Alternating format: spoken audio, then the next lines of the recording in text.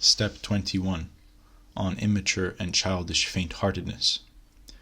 If you chase after virtue in a monastery or a community, it is unlikely you will be assaulted a great deal by fear, but the one who dwells in solitary locations should strive to avoid being overtaken by that child of pride and daughter of disbelief, cowardice.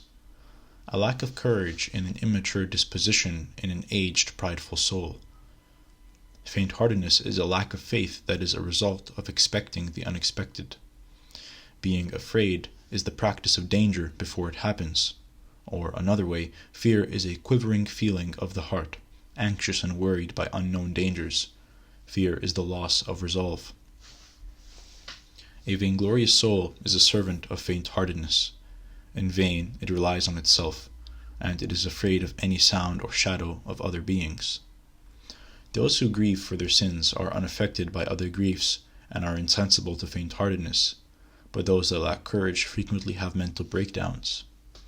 But this is rather natural, for the Lord justly forsakes the haughty, so that the rest of us will be instructed not to be proud. Even though all faint-hearted people are proud, yet not all who have courage are meek, since even thieves and grave robbers are often without fear. Do not falter to go late into the night to those locations where you normally feel afraid, but if you surrender only a small degree to such weakness, then this immature and foolish sickness will age with you. As you go through life, equip yourself with prayer. When you arrive at your destination, stretch out your hands. Scourge your enemies with the name of Jesus, for there is no weapon more powerful in heaven or on earth. When you are free from the pestilence of fear, glorify Him who has saved you. If you persist in being grateful, He will forever guard you. In the same way that it is impossible to gratify the belly in one sitting, so it is impossible to conquer fear immediately. It will surrender only to the measure of your grieving, but to the degree that our lamentation fails, we persist in being cowardly. My hair and my body trembled, said Alphaz, when he described the animosity of the demon. Sometimes the soul, and sometimes the body, become cowardly first, and one infects the other with its illness. If this inopportune fear does not infect the soul when the body winces, then the disease is close to being cured. True liberty from fear comes when we earnestly receive all the unseen events in our life with a penitent heart.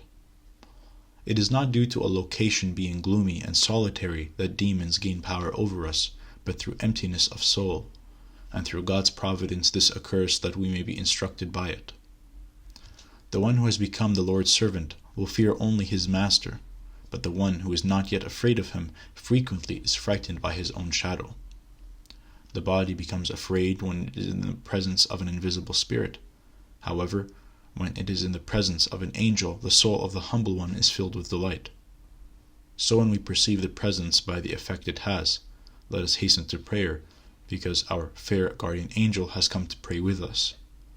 The one who has overcome fear has certainly devoted his body and soul to God.